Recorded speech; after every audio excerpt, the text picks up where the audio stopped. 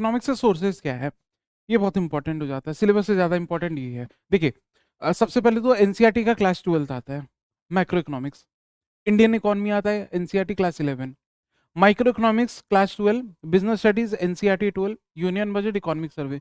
बहुत ज़्यादा लग रहा है, बट ये है कुछ नहीं। जब आप एक बार ना मतलब इकोनॉमिक्स के जो बेस होता है ना, अगर आप उसको कैच कर लिए ना, तो ये बहुत ईजी हो जाएगा।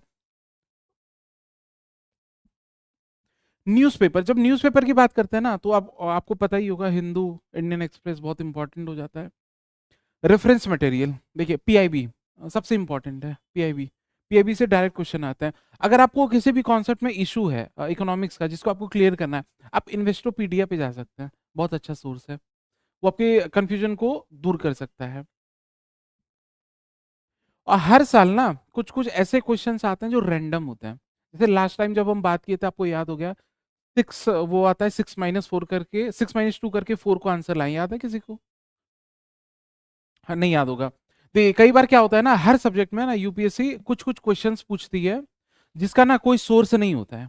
मतलब अगर आप कुछ भी रीड कर लेंगे ना, वो सोर्स सफिशिएंट नहीं होगा। बट वो पता है क्यों डाला जाता है? वो प्रीलिम्स में इसलिए डाला जाता है ताकि आप डर सके। वो डराने का एक ऑब्जेक्टिव होता है। आपको ऐसा लगेगा कि ये सॉल्व नहीं हो रहा है, आपके मन में आएगा कि अरे यार सॉल्व नहीं है, दूसरे लोग सॉल्व कर लेंगे। बट एक्चुअल में क्या होता है ना, कोई भी नहीं सॉल्व कर पाता है। 0.1% में भी सॉल्व कर ले, जो जिसको बहुत ज्यादा एक्सट्रीम नॉलेज हो, वो शायद सॉल्व कर सकता है। तो रैंडम क्वेश्चन से ना घबराना नहीं है, आपका ना बेस स्ट्रांग करना है। बेस अगर स्ट्रांग हो ना, सारे क्वेश्चन सॉल्व हो जाएंगे।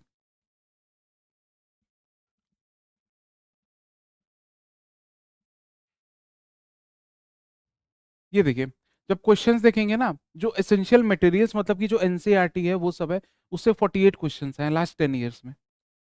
जब न्यूज़पेपर की बात करते हैं, इकोनॉमिक्स जो है ना बेसिकली करंट अफेयर्स रिलेटेड है। जैसे अभी जो फर्स्ट फेब को बजट आएगा ना, बजट से डायरेक्ट क्वेश्चंस आएंगे, इसलिए यहाँ पे एसेंशियल न्यूज़पेपर लिखा है।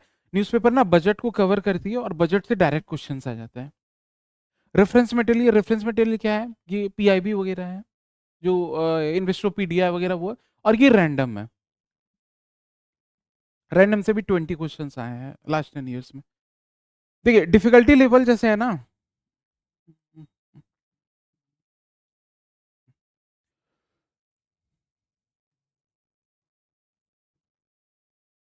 पहले प्री की बात करते हैं, ठीक है? जो टोटल क्वेश्चंस होता है ना, टोटल क्वेश्चन ना अप्रोक्सीमेटली 17 to 18 है। इसमें 17 to 18 अप्रोक्स। सॉल्व कितना किया जा सकता है, ये इंपॉर्टेंट होता है। क्योंकि आप ना कुछ भी कर लो, यूपीएससी का एक बहुत कड़वा सच्चाई जिसको बोलते हैं ना, वो ये है कि आप 17 18 सॉल्व नहीं कर सकते। आप चाहे कितना भी रीड कर लीजिए, आप डजेंट मैटर, ग्रेजुएट हो जाइए इकोनॉमिक्स में, मास्टर्स कर लीजिए, बट अब 17 18, मेरा ना दिल्ली यूनिवर्सिटी से ग्रेजुएशन था, इकोनॉमिक्स बहुत स्ट्रांग था, मेजर सब्जेक्ट था। आईएम में इकोनॉमिक्स बहुत मेजर स्ट्रांग था, बहुत सब इंपॉर्टेंट था, बट 17 18 सॉल्व नहीं हो पाता है, ये फैक्ट है। तो rather than trying to solve 17 18 ना, यहाँ पे ना 14 15 टारगेट किया जाता है जनरली।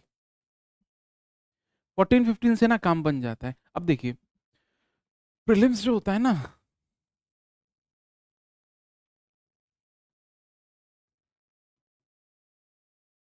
प्रीलिम्स को ना बहुत लोग ऐसे लिखते हैं, पता है, ई को ना थोड़ा सा ऐसे करके लिखा जाता है। ई, ई से ना इकोनॉमिक्स बोलते हैं प्रीलिम्स को। विदाउट इकोनॉमिक्स ना प्रीलिम्स क्लियर नहीं होगा। विदाउट इकोनॉमिक्स और पॉलिटी, इनफैक्ट पॉलिटी भी, पी और ई दोनों को ही, पी और ई ना, इसके बिना प्रीलिम्स क्लियर नहीं होगा, ये चीज जान लीजिए। अगर आपका इकोनॉमिक्स वीक है या पॉलिटी वीक है, तो बहुत डिफिकल्ट है। पता है, परसों रिंगटोन चेंज किया, जब से ये रिंगटोन आया है ना, स्कैम 1992 का भी बता रहे थे ना आपको, वेबसाइट उसी का ये रिंगटोन है।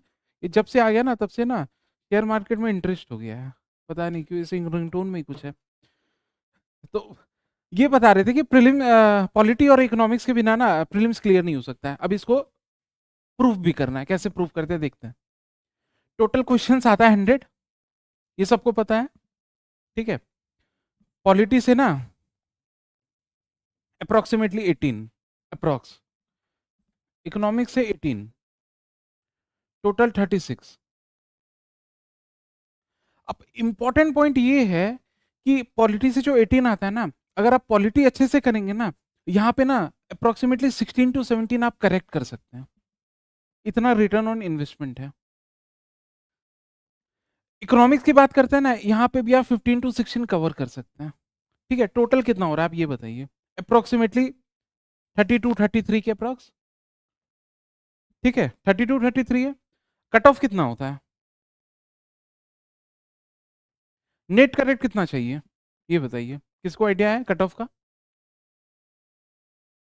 85 तो टोटल मार्क्स होता है ना, हाँ अप्रोक्सीमेटली 42 टू 43 क्वेश्चन, चलिए 42 लेके चलते हैं। 42 क्वेश्चन करेक्ट चाहिए। इकोनॉमिक्स और प्रीलिम से कितना निकल सकता है, इकोनॉमिक्स और पॉलिटी से 33। ले सकते हैं, कोई दिक्कत नहीं, कॉल ले सकते हैं। किसका कॉल है? अच्छा फ्रेंड का, ठीक है, कोई दिक्कत नहीं है। देखिए 32 33 अगर आप ये सॉल्व कर लेते हैं ना, तो आपका काम बन जाएगा, प्रीलिम्स निकल जाएगा, बहुत इजी, पता भी नहीं चलेगा। अच्छे अच्छे लोग हैं ना, लास्ट ईयर जो रैंक 1 लाई थी, लास्ट ईयर लास्ट 2 है, इशिता किशोर, किसी कोई इंटरव्यू देखा है? कौन सा अटेम्प्ट था याद है?